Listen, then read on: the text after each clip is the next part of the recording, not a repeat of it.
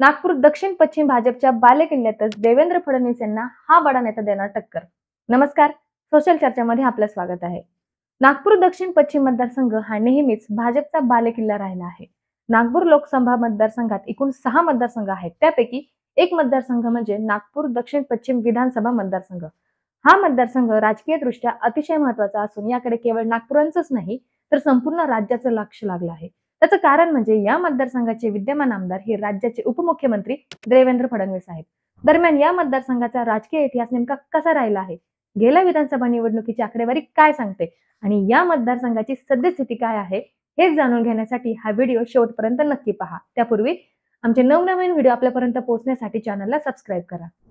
नागपूर दक्षिण पश्चिम मतदारसंघाचा राजकीय इतिहास काय आहे, तर नागपूर दक्षिण पश्चिम मतदारसंघ हा नेहमीच भाजपचा बालेकिल्ला राहिला आहे। या मतदारसंघाची निर्मिती ही 2009च्या विधानसभा निवडणुकीच्या 1 वर्ष आधी म्हणजे 2008 साली झाली। त्यानंतर 2009 साली झालेल्या विधानसभा निवडणुकीत भाजपने या मतदारसंघातून देवेंद्र फडणवीस यांना रिंगणात उतरवले। तेव्हापासून ते आजपर्यंत या मतदारसंघाचे प्रतिनिधित्व ते करत आहेत। ते सलग 3 वेळा या मतदारसंघातून निवडून आले आहेत। तसेच त्यांनी महाराष्ट्राचं मुख्यमंत्री पदही सांभाळलं आहे। आता आपण पाहू की 2019च्या विधानसभा निवडणुकीची आकडेवारी काय सांगते। तर 2019च्या विधानसभा निवडणुकीबाबत बोलायचं झालं तर काँग्रेसने देवेंद्र फडणवीस यांच्या विरोधात आशिष देशमुख यांना रिंगणात उतरवलं होतं। याशिवाय वंचित बहुजन आघाडीचे रवींद्र शेंडे, बसपाने विवेक हडके, आपने अमोल हडके यांना उमेदवारी दिली होती। या निवडणुकीत भाजपच्या देवेंद्र फडणवीस यांना 56.86% तर आशिष देशमुख यांना 31.18% मते मिळाली होती।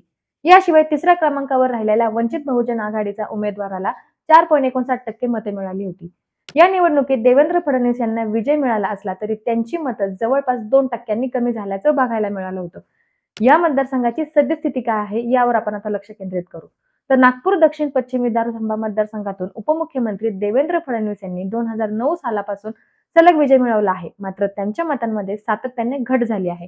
त्यामुळे 2024 मध्ये महाविकास आघाडीने प्रबळ उमेदवार दिल्यास देवेंद्र फडणवीस यांना आपल्याच मतदारसंघात संघर्ष करावा लागण्याची शक्यता आहे। नुकत्याच झालेल्या लोकसभा निवडणुकीतही भाजपच्या मतांमध्ये घट झाली आहे। 2019च्या लोकसभा निवडणुकीमध्ये या विधानसभा मतदारसंघातून भाजपच्या उमेदवाराला 65,000 मते मिळाली होती। मात्र यंदाच्या लोकसभा निवडणुकीत भाजपच्या नितीन गडकरी यांना केवळ 33,000 मतं मिळाली। दुसरीकडे महाविकास आघाडीच्या जागा वाटपात हा मतदारसंघ राष्ट्रवादी काँग्रेसच्या शरद पवार गटाकडे जाण्याची जास्त शक्यता आहे। त्यामुळे देवेंद्र फडणवीस यांच्या विरोधात महाविकास आघाडीकडून माजी गृहमंत्री व राष्ट्रवादी काँग्रेस शरद पवार गटाचे नेते अनिल देशमुख यांना रिंगणात उतरवण्याच्या हालचाली सुरू असल्याची माहिती आहे। असे झाल्यास या मतदारसंघात विद्यमान गृहमंत्री विरुद्ध माजी गृहमंत्री अशी लढत होण्याची शक्यता आहे। सद्यस्थितीत हा मतदारसंघ काँग्रेसकडे आहे। मात्र या मतदारसंघाच्या निर्मितीपासून म्हणजेच 2009 पासून काँग्रेसला एकदाही इथे विजय मिळवता आलेला नाही। त्यामुळे शरद पवार गटाकडे या मतदारसंघावर दावा केला जाईल अशी चर्चा राजकीय वर्तुळात सुरू आहे। तर मंडळी, तुम्हाला काय वाटतं, कोण होऊ शकतं नागपूर दक्षिण पश्चिम विधानसभा मतदारसंघाचा आमदार हे आम्हाला कमेंट करून नक्की सांगा। आणि जर तुम्ही हा व्हिडिओ फेसबुक आणि इंस्टाग्रामवर पाहत असाल तर आम्हाला नक्की फॉलो करा, म्हणजे आमचे येणारे नवनवीन व्हिडिओ तुमच्यापर्यंत पोहोचतील।